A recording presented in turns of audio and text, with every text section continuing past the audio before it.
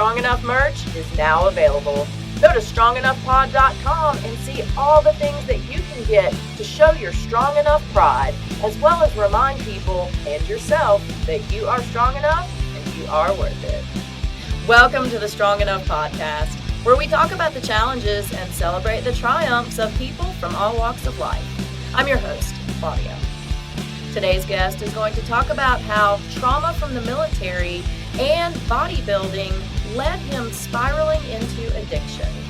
However, he now leads a straight-edge lifestyle and is a competitive cyclist. Please help me welcome Caleb Sprayberry. Caleb, how's it going today? Hey, good, Claudia. How are you? I am doing well. I am so excited to have you here today because I feel like we have the most interesting story of how we kind of met. Yes, we did. At a tattoo parlor, believe it or not. Yes. We were both getting tattoos at the exact same time. We were, and I have to tell you that you are a badass because I thought you were only getting the tattoos on the back of your calves, or I guess on your calves, because they're on the back of your body. So is it the front of your calves or the back of your calves? This is an anatomy Fair enough. lesson now. I don't know. Anyway, I thought you were only getting those, and then 26 hours later, you walked out of the shop with approximately 43 new tattoos. I don't know if it's 43, but it felt like 43, honestly. So it was a long day for sure, but I didn't have a lot of free days, and so they were all kind of small. So I just thought, man, if I can sit here the whole time, might as well just sit here the whole time. I'm already buying 8 hours of Cap's time, so I might as well just,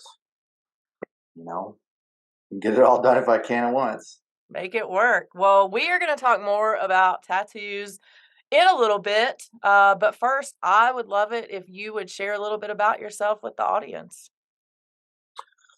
So, my name is Caleb Sprayberry, and I currently live right outside of Las Vegas. My wife and I moved here 2 years ago, and we have one son. He is 2 years old, a little guy. I have another son from a previous marriage, and he is 6. And I ride bikes, and I am straight edge. And I'm also an Army veteran. My wife is also an Army veteran, so that is just a tiny bit of background. Well, first off, thank you both for your service. I know I appreciate that. And it's because of people like you guys that allow us to live the lives that we're able to. Unfortunately, though, a lot of times having served comes with some baggage, some trauma, some challenges, It some does. things like that. Before we talk about that, for the people who don't know, will you share with them what straight edge is?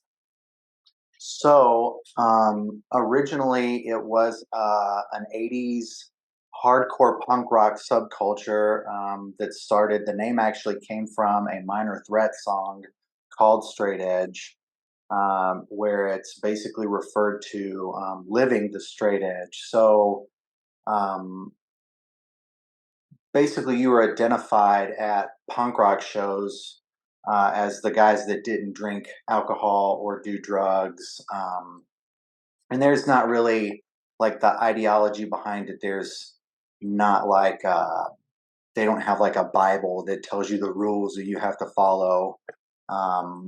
Because some people believe like hardcore veganism or and so the main thing that I took from that is that there are, because I am a recovering addict, I have chosen as an outward sign to live this lifestyle. So no drinking, no drugs, and no basically promiscuous relationships outside of your marriage. So that is what it means to me. Right on. So that probably came from some challenges that you suffered and some things that you've been through. Let's Yes. back up to that and talk a little bit about, we don't have to go into your experience in the military, but I would love it if you would share a little bit of what you came out with and how challenging that has been to deal with in your life. So I joined the army right out of high school. Um, okay, wait, let me back up one step. So I initially started to join the army to run away from problems that I had grown up with, that essentially I created for myself, and the army was a way out of that. So I joined the army in 2008 and went to basic training and did individual training and stuff. And my first duty station was in Fort Riley, Kansas, and I deployed to Iraq in support of Operation Iraqi Freedom in 2009. So this is before like the big national election happened. Um, to take control from the Ba'athist Party so that they could have, free elections and things like that. So it was still a rough time there. And my initial individual training was in field artillery.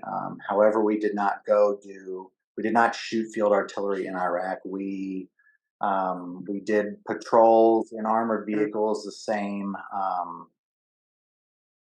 Pretty much like what you would imagine seeing on TV, for lack of better, if people don't understand. So um, I lost a close friend in Iraq in November of 2009, and then we came home in it would have been August 2010. I mean, it's kind of interesting because back then, and it's not this way today, but in that time period, seeking mental health appointments and things were kind of like frowned upon. Or there's a lot going on post deployment with getting equipment ready and continuing on with the garrison mission. So there's not really, it doesn't slow down. The speed at which you're moving doesn't really slow down. So there's not really time for people to seek those kind of things. So, like men in general, we just bottle it up and screw the lid on tight and push it down and, don't deal with it. And so, um, fast forward a few years, I moved to Fort Bragg, North Carolina, and I was stationed in North Carolina. And in 2013, I was in a jump injury. I used to jump out of airplanes, and I was in an injury where I was tangled with another jumper and my parachute collapsed, and we rode his parachute into the ground, and I broke my tibia and fibia and crushed part of my ankle, and fractured parts of my hip and lower back all at one time. And that more or less ended. Um, physically, as a non-commissioned officer, you lead from the front. That's your job. You're to be in front of the soldiers. And so that was not very, it wasn't possible in an airborne unit. I was then sent to Oklahoma, where I worked in a unit that was shot field artillery for the schoolhouse. The individual training, the soldiers would come in and learn how to shoot artillery, and then we would go out and shoot the artillery for them. Um, and in the midst of my time coming towards the end of my career, um, the option came down to either start a medical evaluation board or move to the next duty station. So I was going through a divorce, and I chose to get out of the army. And part of the things that went along with medical retirement leading up to that point, I had enrolled myself into, it's like an outpatient rehab program for post trauma, where you'd wear civilian clothes and you go talk to doctors, and you were in classes with other people. And I was seeing a therapist pretty regularly once I got to Fort Sill in Oklahoma.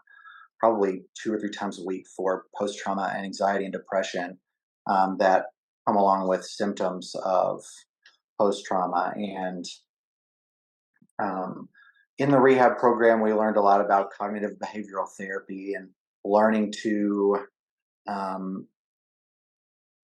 basically, if it was a movie reel, you could cut out the bad pieces. You don't have to relive the bad pieces every time you tell your story. So it worked out really well, and it was helpful at the time. But to get out of the army was such a fast process, and they don't really teach you skills for how to deal with it outside of the army. So like while you're in the army, they take care of you. But once you're out of the army, nobody calls a check on you. Nobody tells you what to do. Nobody says, "Hey, did you make your appointment today?" And so they used to go to the VA, and I'm sure everybody's probably heard horror stories of the VA, and some of them are true, and not necessarily all of them are, but I happen to, run into some that were true. And, medicine was hard to get, and appointments were months apart. And, so you turn to things like self medicating and, um, you know, my divorce happened and we had separated and moved apart. So when I got out of the army, and it all happened within a couple of days of each other. So it was like all of a sudden my career ends, um, and then my family is completely gone, and it's just me in this house by myself. Um, so it was very, very hard, very hard. To come back from that. So it took several years, and this was in 2016. So it has taken me several years to kind of get my ducks in a row. Um, so What do you think was the catalyst for you to finally decide it was time to get your ducks in a row and make some changes in your life and kind of lead away from some of the things that were hurting you? so I know I don't look like it now, but at the time when this had started, my last year or so in the army, even though I had had problems with mobility in my ankle, I was, every 20 something year old's dream of being in the gym to be a this professional bodybuilder. So I had been using steroids like most of my adult life, from pretty much the time that I joined the army, about 19. So I had been pursuing this career outside of the army in bodybuilding, all the flash and flare. Hindsight being 2020, nobody teaches you. You buy the steroids from a guy that got it from some guy that he knows. It's not like replacement therapy where you see a doctor and they tell you what you're lacking and prescribe it to you. You're just a 19-year-old kid with, some syringes in your bathroom trying to figure out, based on reading blogs, what do I do? How do I do this? And so it took probably 9 or 10 years, but and that's part of what ruined my relationship the first time was, bodybuilding is a very selfish. You spend a lot of time in the gym by yourself, lots and lots of, 4 hours a day. And when I got out of the army, it was even more so than that because I had nothing else to do. So I would go to the gym twice a day, every day. And so um, that's actually where I met my current wife. We met in the gym, and she also had done some bodybuilding, and so it was interesting, because here we have like Pebbles and Bam Bam, like two great big giant, personalities and people in the same house. And I just thought, man, this is like the greatest thing ever. So I left Oklahoma, and she was in school in the National Guard at Fort Still. So when she moved back to Indiana, I just thought, this is my ticket, man. I'm out of Oklahoma. Like, I got nothing here. So I just left, and we went to and moved into this teeny tiny apartment in Indiana. And she actually came down on orders to go. It was called like she applied to be on active duty as an officer. So we together moved to Alaska to Fairbanks. So you take a person that does not know how to deal with anxiety and depression outside of cramming yourself into the gym. Somebody who's been using steroids and has the testosterone of several grown men together with a partner who is also using performance enhancing supplements, and you put us in an environment that is thousands of miles away from friends and family, to an environment that's dark half the year. It really messes with your brain. It's a horrible place for depression to it just thrives there. Fairbanks actually has the largest population of DUIs in the entire Army. Out of all the Army bases, it has the highest rate of DUI because there's nothing to do up there, And so, while we were there, we actually we got married real quick in Indiana. Like on paper, because the Army is going to pay for you and your dependents to move. So we moved to Alaska, and we actually ended up getting divorced and separating completely, and moving out, and separating. And so I had still using steroids. I had just picked up using other drugs to kind of disassociate. Drinking, I guess downers were never really my thing. Downers were never my thing. And so, I wasn't into drinking heavily, or, I preferred uppers. And so that was, uppers mixed with a heart that's enlarging because steroids, your heart is a muscle too. And what you don't understand as a young kid is that it affects all of your organs, so everything grows, not just your muscles, your liver, kidneys, heart, all your organs grow. And without having a doctor control the amount of testosterone, it also messes with your bad cholesterol level. So people think, oh, this guy's eating healthy chicken and rice and broccoli, 6 times a day. He doesn't drink, he, only eats one serving of peanut butter a day, and that's all the fats that he has, but your bad cholesterol is still through the roof. And so I had gone to, I had actually in the gym one day, I had pain in my heart and chest, and some numb tingling in my hands. And so I was like, oh man, there's no way, I'm only 27 years old, there's no way that I'm having heart problems. And I went to the doctor the following morning, and he said, I could classify this as what you're having, an actual, like, a mild heart attack, and at this point, is it worth it to you, to be this professional bodybuilder? Is that what you want? You got to quit using steroids, like, you're going to kill yourself. And of course, I didn't tell him that I was doing drugs at the same time. And so I had stopped bodybuilding and stopped taking the steroids. And so your body as a male, when you have an increase in testosterone, your estrogen also increases to match it.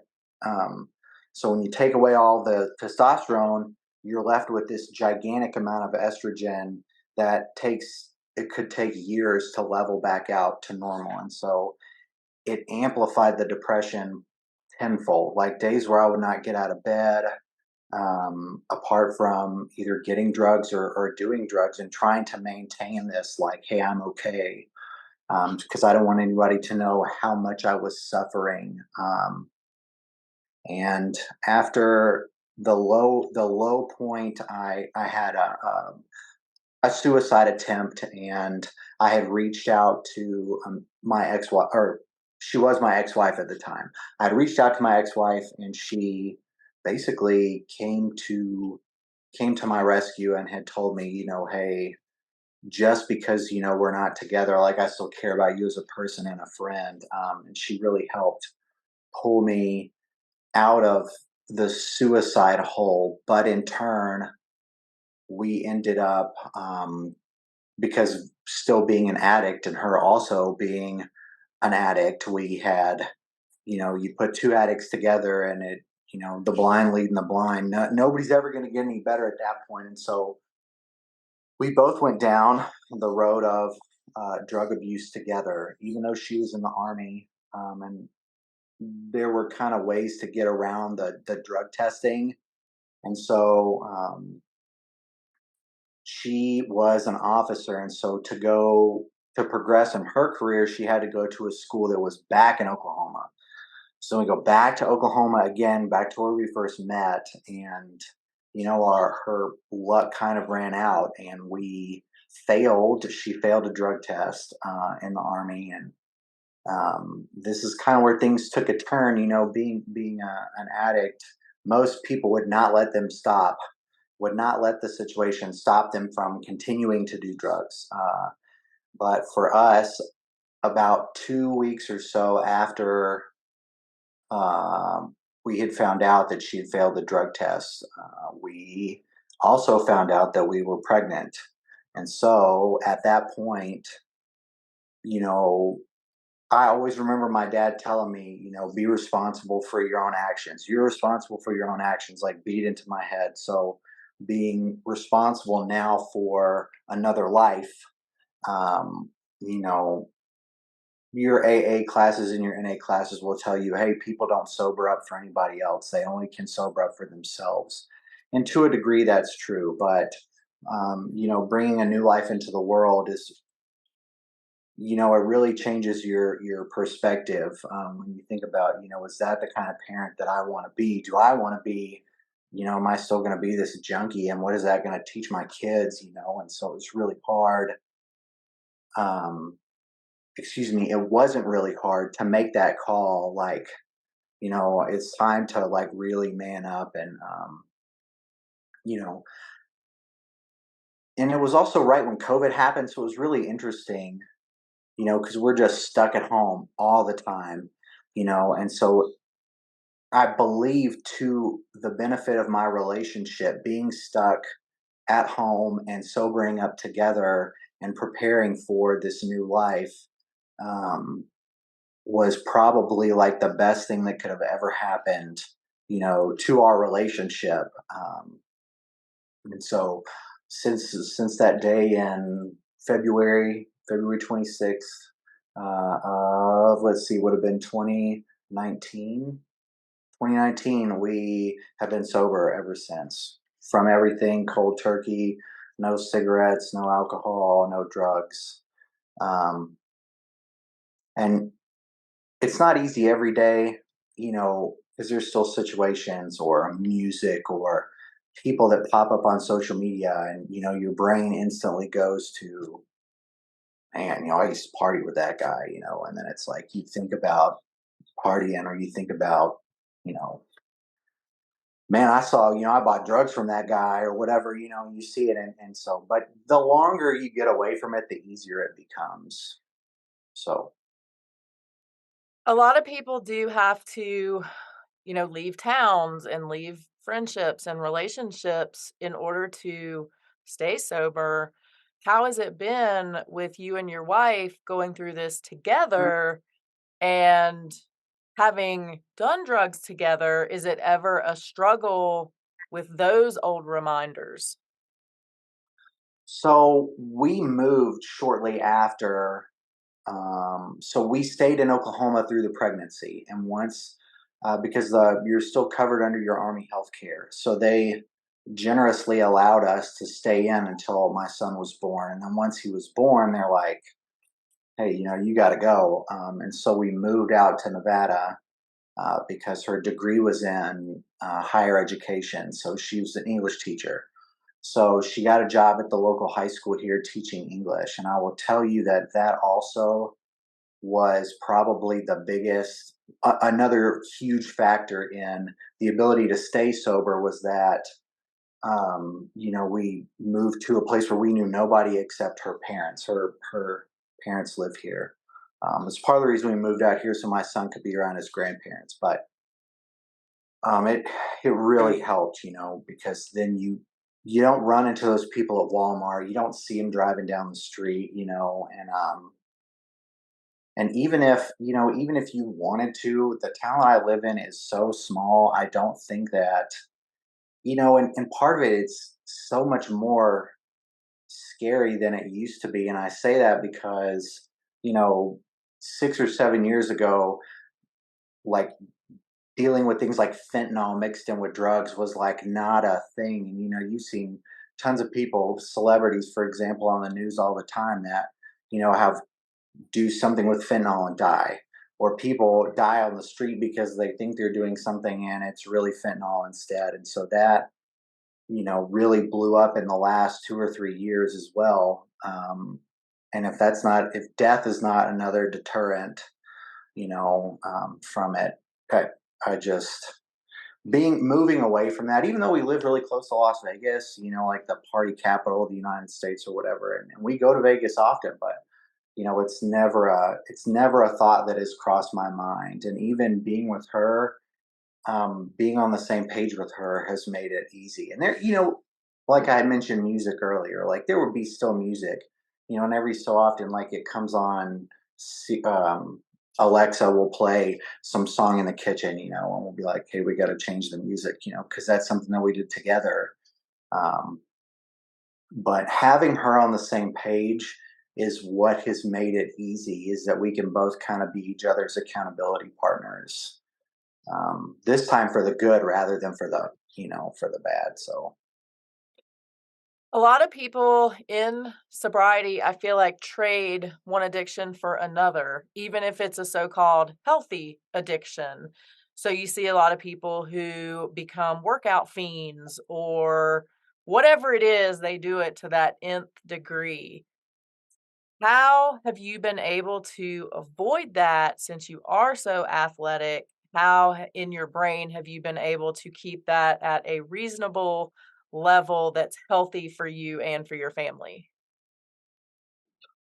it's funny that you mentioned that, because I have replaced, one addiction with another. I have done that. Um, in my mind, I think I have a way to justify pursuing my goals in it, and still, this time around, as compared to bodybuilding before, involving my family and knowing when to say, enough is enough. Or this time, our relationship is healthy enough to say, she can say, hey, I think you're spending too much time, riding bikes, because I ride bicycles competitively. And like bodybuilding, it is a very selfish with your time, and it can be, because ultra endurance racing is, 12, 24, 36, 48 hour races. And so training for those can seem, very tedious. This is the first year I started working with a coach. And, you sit down and you go over your goals at the beginning when you first meet. And one of the things that I talked with him about was, I need a way to maximize what I'm doing on the bike, but with as much family time built in as possible. Um, and so it was tough at first, because with COVID and Amanda, or my wife, being pregnant, it was, she was stuck at home, and I would just ride my bike for hours a day, like 6, 7, 8 hours a day. I'd be gone all day riding my bike, but she was pregnant and working from home. So it wasn't a big deal. But since we had our son, because I make disability from the Army, I'm a stay at home dad, for lack of better terms. So, like, trying to be his dad and be a good dad and ride bikes, it just required a level of, dedication that I don't necessarily think I had before, both at being a father and at being a cyclist. You're getting up at 4 o'clock in the morning to do some of your training before everybody wakes up, or staying up later than everybody goes to bed so that you can, get the training in. And so it's really helped. As of recently, a few months ago, my wife got a job where she stays at home during the day, and can work remotely with some trips for the job. But she stays home. So it's really been a huge blessing because now it's very similar to the COVID experience, where we're home together. And so it's easier now than it was when she was teaching high school, uh, because I feel like I'm able to maximize, time for a healthy relationship, time to be a parent, and also time to dedicate to being a good cyclist. So, um, to answer your question directly, I think that I have found a way to have a healthy balance, still having the mindset of an addict, but having a healthy balance where other people don't get hurt in the process of my addiction. What is one thing that you want to make sure that your son learns from you and your wife going through everything that you guys have gone through together and going through addiction and recovery? What do you want him to take from that? That it is okay and it is healthy to seek help for mental health, because I think if growing up it was not like it was really frowned upon, but like it was just not something that I talked to my parents about. It wasn't something that was pushed in my family. And so that is one thing, and I didn't mention this earlier, but my wife has been diagnosed as bipolar too. So we have, in the midst of recovery, also finding out about bipolar and then trying to deal with that. So being an advocate for mental health, because you're married to you're married to the illness as well. It's not just like they deal with it and you don't. It has been a strain on our family, but since we have figured it out, um, being able to work together through that, that is what I would like for him to take away from the main point is that, you know, that we are open books. I'm not going to lie to him or withhold information, but I would rather him come to me and ask. And I also don't want him to feel shamed for having questions about his own mental health or being afraid to talk to me about something that he's feeling or thinking. Because those are the kind of things that I feel like can direct people towards trying to disassociate using some kind of substances if there's not like a healthy outlet for being able to communicate how you feel. Of course, you turn inward instead of outward. So, I that is what one thing I want him to learn is that we are always here, and he should never be scared to open up about how he feels or what he's thinking, or never shamed for feeling emotions or feelings that he has. I feel like we are getting better at not stigmatizing mental health issues and other chronic issues. And we are focusing a lot on the people that live with those things. I think we're not quite there yet on the support system. So, like you said, Mhm. the family member who lives alongside that, what advice would you give to other family members who are dealing with someone who has a mental health issue or a chronic illness or something that affects you as well in your life?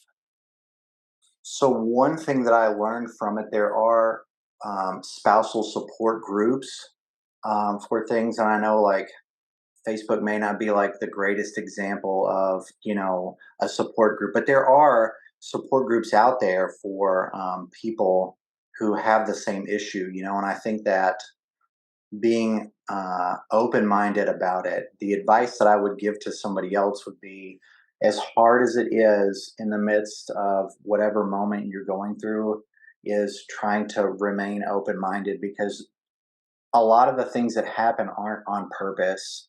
Like your partner doesn't have it out for you. She didn't wake up and decide, how am I going to, fuck with him today. It wasn't like that. This is how her brain works in the moment chemically. And so being able to know that it's not on purpose, and that you as a partner, as hard as it is sometimes to give them the benefit of the doubt, um, and realize that they are dealing with the mental illness, um, that can be the best support that you can give them because, you know, dealing with stuff like phases of mania versus phases of depression, um, it can be, complete 180 from one side, in a day. It can go, the moods can change in a day. And so just trying to be supportive and not take it personally was the hardest thing for me. Because my brain, I'm like, you're just being toxic. You're just trying to pick at me for, not replacing the toilet paper roll or something stupid, and then it would turn into this giant fight, and I'm like, where did all this come from? Um, and my brain is like, well, you're just picking at me over the small things. And when really it had nothing to do with that. It was just some kind of, you know, whatever she woke up feeling um, kind of snowballed because of one little thing, and so um, having somebody else to talk to outside, and I my therapist is what I talk to.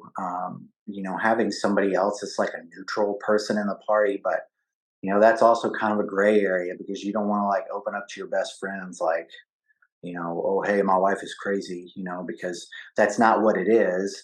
So you got to be careful who you're involving in your relationship. So I felt like, in my opinion, a therapist was a really safe place to go. Like, hey man, I'm struggling. Like, dude, I don't know what I'm doing. Some days I feel like, like, man, I just want to throw in the towel because I don't know how to do this. So it having a safe place to for you, because your mental health is important too. It's just as important as your spouse's. So you can't you can't always be the one that is the savior. Sometimes the savior needs saving too. So that would be my advice. How hard is that to deal with as far as sometimes the savior needs saving too? Do you ever feel guilty or bad when you need to take a step back or take care of your own mental wellness at a time when maybe she's struggling? I have in the past. I have when it first started happening. When we first figured out what was going on, um, there were a lot of times where I struggled with guilt because it would just be so much that I couldn't. I felt like I'm the glue holding all of this together. Um, and it would just be times where I felt like, I've got nothing left to give to this. And I just have to take a step back. I have to, like we would have to, you know, sleep in. She'd have to go to her parents' house for a night or something, because it was just, we needed a break and there was no way to, in the heat of the moment, work through the arguments. And so I did feel guilty kind of having to take a step back. But now I think it's been more than a year, almost 2 years since we've been dealing with it. And so I think kind of now we're at a healthier place where I'm not afraid to say, hey, I like this is not a healthy conversation. We need to walk away from this. We're not going to make any progress fighting and yelling and screaming. And I don't mean to make myself sound like some angel in the middle of the argument, because it is not like that at all. There are, we take jabs back and forth. And so I am by no means this, perfect example. But, because I'll push her buttons just as much as she pushes mine. But I think, now are at a place where I don't feel guilty anymore walking away when in the midst of that, because I can't be the best version of myself and the most help if I am stretched completely thin. It doesn't help her and it doesn't help me. So seeing that and being able to walk away sometimes in the heat of a moment, um, it helps. It helps. It may, it doesn't always work that well. Like sometimes we'll be like, oh, like, why are you walking away? Oh, like you think you can just walk away from this, type thing. But it's good. Sometimes you gotta walk away. Yeah. Sometimes it is better to do that. Caleb, we are gonna go back to one of my favorite topics before I let you go, because we have talked about some heavy stuff here. So we're gonna lighten it up a little bit. We're gonna go back to Okay. tattoos. I did get to wear a short sleeve shirt today. I live in Colorado. It's chilly quite often, but I threw one on today to highlight the tattoo that I got when we met. You can't highlight all 47 of your tattoos that we got when we met. But I would love to hear about your favorite tattoo that you have.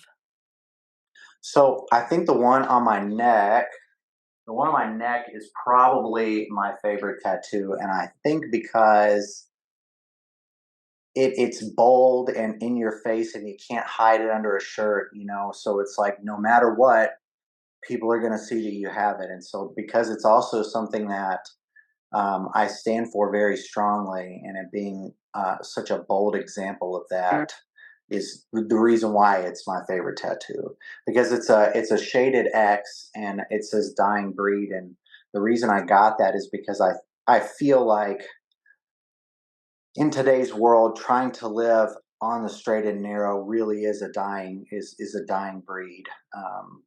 So, and that means a lot to me to be that way for my wife and for my family, and also for myself. So, What is going to be your next tattoo? We're not so I have done, this right? no, Okay. I have this really cool chest piece from like the middle of my sternum that I have drawn out.